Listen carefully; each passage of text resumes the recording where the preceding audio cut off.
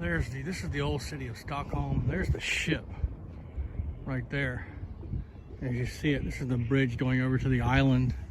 And this is Gamlan in old city of Stockholm. As you hear all those ducks in the water. Just thousands of ducks everywhere. Mallard ducks, beautiful ducks. And swan too, geese, swan, whatever you call them.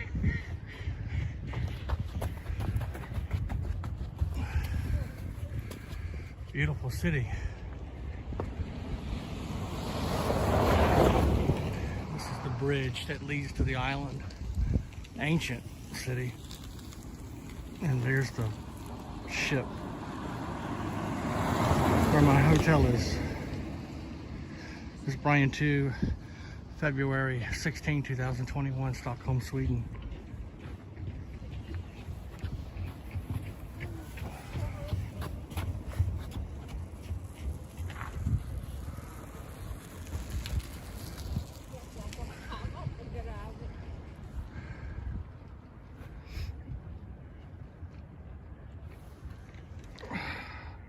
Organized stalking, gaslighting continue.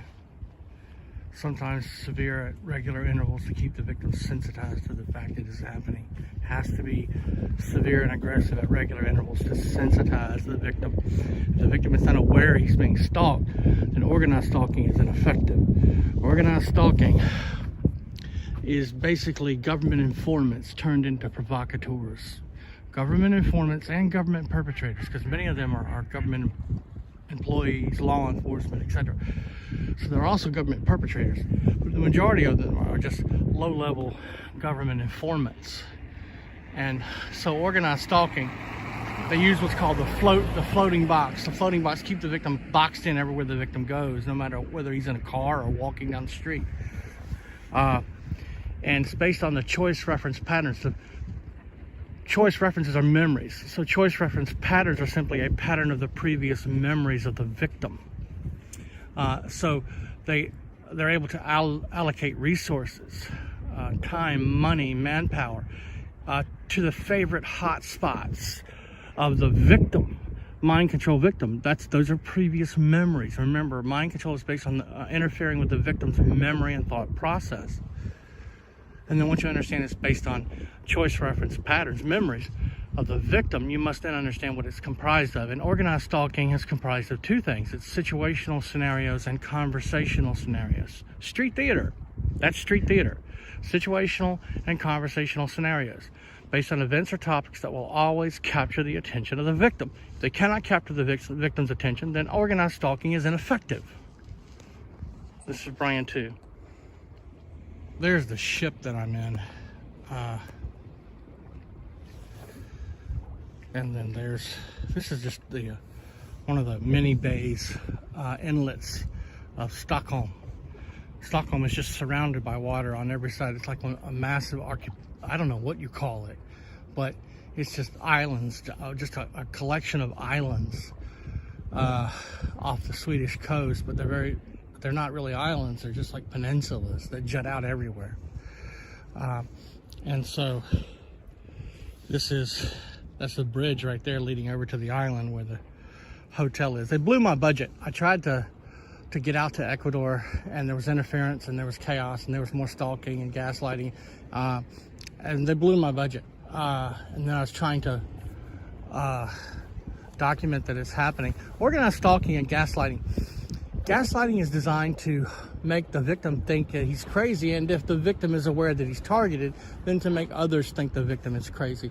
So gaslighting is basically engaging in situational or conversational scenarios, so fanciful and fantastic in nature that cannot be believed. So they simply put, when the victim tries to complain and document these fanciful, these trivial, paltry, fanciful and fantastic tactics are happening, then the victim's complaints appear and sound by default trivial, paltry, fanciful, and fantastic in nature. So the victim is discredited, while at the same time they're able to achieve their objectives of constantly provoking the victim with these scripted mind games, organized stalking, okay, gaslighting. they're able to achieve their objectives of provoking the victim constantly into emotional responses, synaptic responses, which can be remotely measured and integrated back into R&M data. So organized stalking is based on those just various models of deception and manipulation. Occam-Razor principle basically is one of those models of deception and manipulation they constantly use, and basically provides the simplest answer is always the truth. The Occam-Razor principle basically provides the simplest explanation is always the best explanation.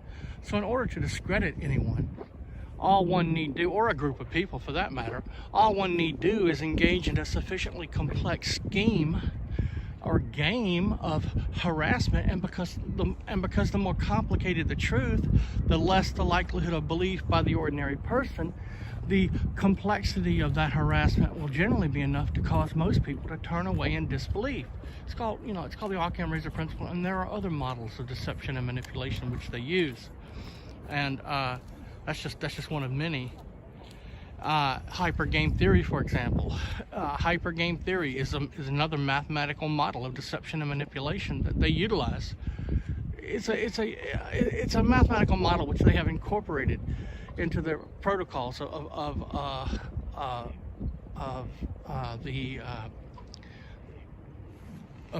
CIA and DIA mind control technologies. So basically with hypergame theory, the game never ends because there's always a higher optimum to choose from. There's always a next move to be made. So they force the victim into a never-ending series of continuous responses, just trying to function and survive each day, as each response is an evoked potential, a synaptic response, which can be remotely measured and integrated back into R&M data. So that's the game. That's how it works. They're engaging in whole brain emulation. They're breaking the brain of the victim down to the synaptic level. And they use organized stalking, gaslighting, and these other models of deception and manipulation to achieve that. Basically, without organized stalking, which is commonly referred to as gang stalking or cause stalking, and there are other names for it, but really it's just organized stalking, okay? There is no way in a real world environment for them to verify the responses are consistent. The emotional responses that they're seeing on their virtual augmented interface, there's no way for them to verify those responses are consistent without organized stalking and these scripted mind games based on gaslighting and other models of deception and manipulation.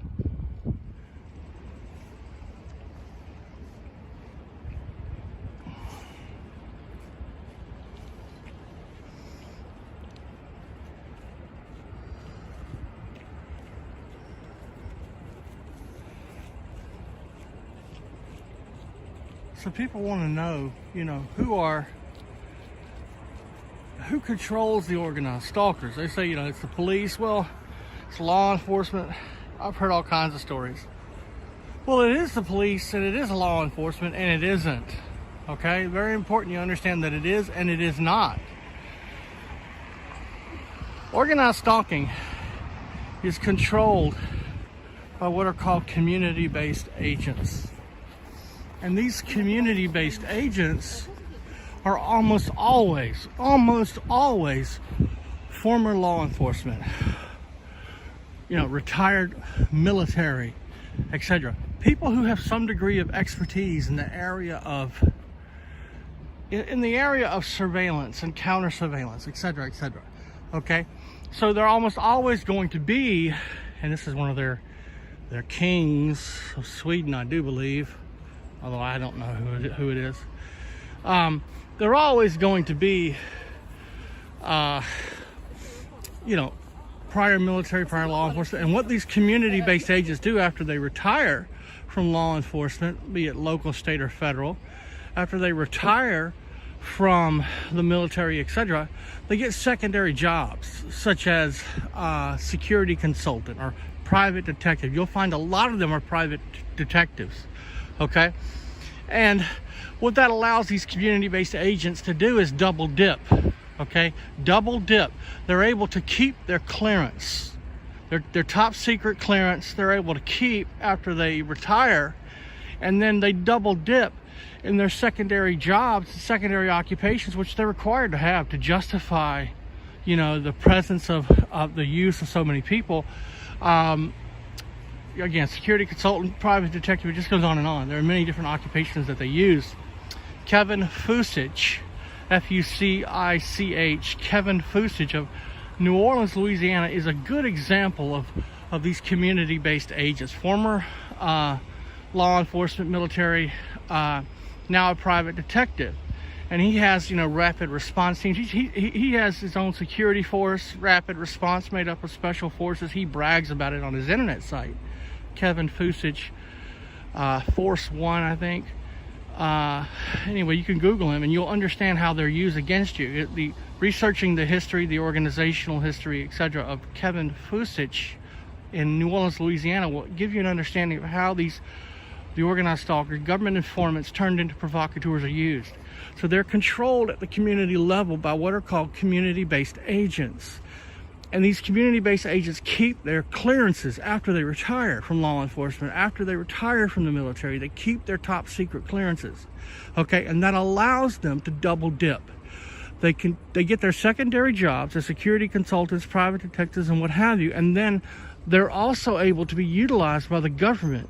And they're the ones responsible for the direction. They're carrying out the orders of the hive mind teams, okay? The cognitive researchers, the psychiatrists, psychologists, neuroscientists, behavioral scientists, etc.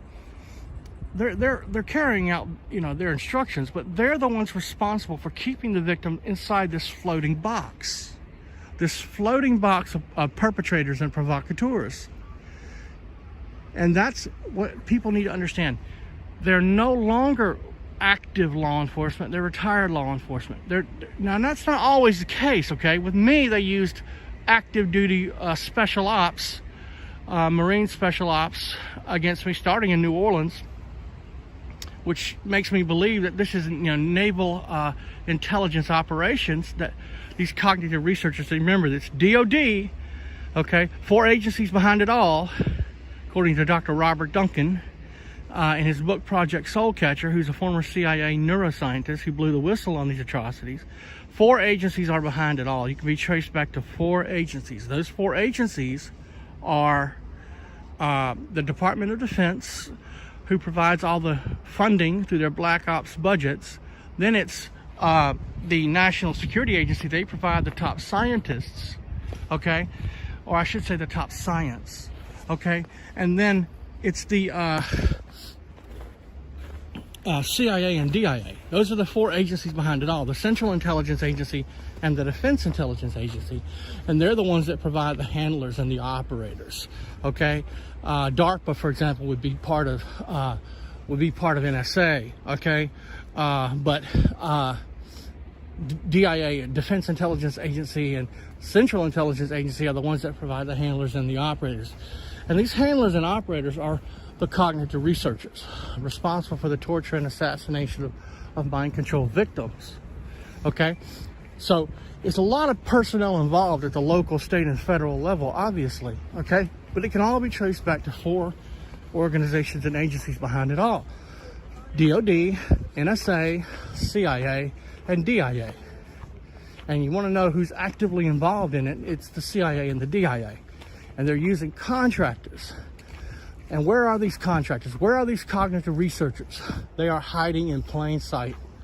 They're not in some underground base somewhere, okay? They're hiding in plain sight. They are, they are the doctor at the local hospital. They are the, you know, psychologists at the local mental health clinic, a local mental health hospital. They're the psychologists at the local mental health clinic. They're the neuroscientists at the local university. Okay, they're hiding in plain sight. In every community around the world, the intelligence agencies are it's a global paradigm. They're all involved in it. All the major intelligence agencies of the world are involved in this technology. the government first in the world to implement and deploy this technology will have an incomparable advantage over every other government on earth. That's why you have an arms race, a Cold War 2.0, if you will, between the Russians and the Chinese and the Americans and the Five Eyes and the Europeans. They're all in on it, okay? That's why when I come to Europe, I'm so heavily stalked and attacked, brutally attacked. I suffered crippling injuries. I have paralytic shoulder injury because of what the Spanish did to me. But I've been attacked in other places. In Ecuador, okay? These third world countries know better than to, you know, take on the American government. You're not that important to them. They're going to do whatever they're told. So again, the Americans use, with me, for example, they use a perpetual, I call it a perpetual, it's been 23 years they have used Interpol against me. Now that's just with my knowledge. I don't know exactly how far back it goes. My targeting goes all the way back to childhood. I'm virtually certain of it. Absolutely certain of it, but I can't prove it. But I can prove that in 1997 it was well underway. That one thing I can prove. It, you know, and it was the Americans all along. And it was going on before that, probably in 1996 in Nicaragua. I could probably prove that too if I had the evidence. But it started. These directed energy attacks would land me in the hospital. Okay, they would land me literally. I just would collapse on the ground and couldn't breathe. And doctors thought it was panic attacks. They would rush me to the hospital in the Cayman Islands. They would run all kind of drug tests. They didn't know what it was. Those drug tests would come back empty, would come back negative because I don't do drugs. Okay, they used voice of God weapons on me, making me think God was speaking to me. And of course, I didn't understand biocommunications technology at that time. I didn't know anything about all this. So they had convinced me, briefly convinced me that, you know, this was really happening, that God was speaking to me. And they've done that with many people. Okay. But, you know, that was going on in the Cayman Islands in 1997. And of course,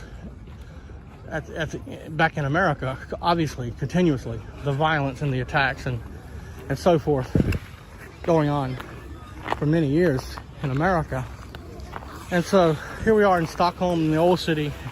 This is an ice skating rink.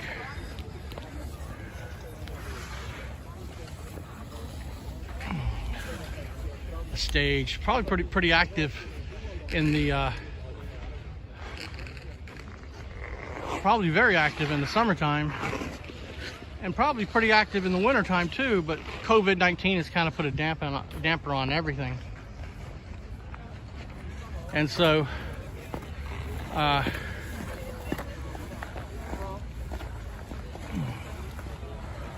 what they do. They're community-based agents, and they're private detectives.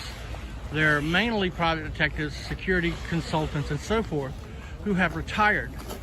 Okay, the key word there, they are retired. They are former military. They are former law enforcement who have kept their clearance.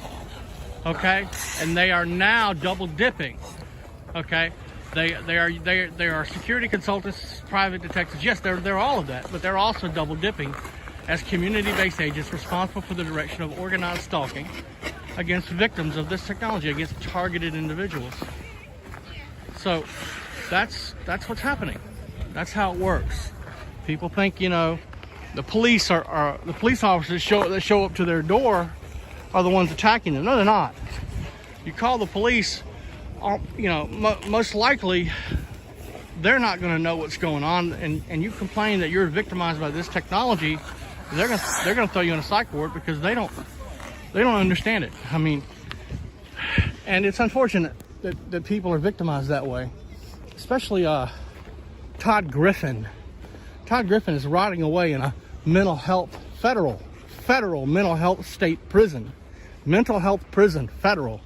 He's rotting away because he fell victim to this technology. They're using the technology to repattern or reconstruct the memory and thought process of the victim. So what happens is the supercomputer is able to remotely capture, after it's been, the victim's brainwave signature has been, the victim's brainwave signature, they move next to the victim, okay, with a local neural sensor system. Look, those are key words to understand, okay? A local neural sensor system, okay? When I say local, I mean, you know, within proximity of the victim, okay? And they move next to the victim, and with that local neural sensor system, they're able to remotely measure the brainwave patterns of the victim and determine the victim's brainwave signature. And then once they have the victim's brainwave signature, they copy that digital brainwave imprint, the brainwave signature of the victim, and then they upload it. They upload it back to their supercomputer, and then they remotely tie the victim. Key word, remotely tie for life, the victim for life to that supercomputer by way of a bidirectional stream of electromagnetic low frequency waves, specifically tuned to that brainwave signature. Okay? That's how it works. But once that begins, they've got to map out the victim's brain. They've got to create a cognitive model. And that doesn't happen overnight. That takes that's a lengthy process. They're mapping out, they're reverse engineering the sensor. They're using physical and psychological trauma to map out and reverse engineer the sensory and neural pathways of the victim's brain and central nervous system. Okay, in order to use physical and psychological trauma, not just psychological trauma, physical trauma as well, to map out and reverse engineer the sensory and neural pathways of the victim's brain and central nervous system, they have to engage in physical and psychological violence. Okay, physical and psychological violence. All right, that's gaslighting, that's organized stalking. All right, to provoke the victim into emotional responses, which can be remotely measured and integrated back into R&M data. And so, by constantly provoking and harassing the victim, the supercomputer is downloading all the victim's responses. Once they remotely tie the victim for life to that supercomputer, okay, once that happens, all right, then the supercomputer begins to download all of the responses of the victim, all the synaptic responses, whole brain emulation, breaking the brain of the victim down to the synaptic level.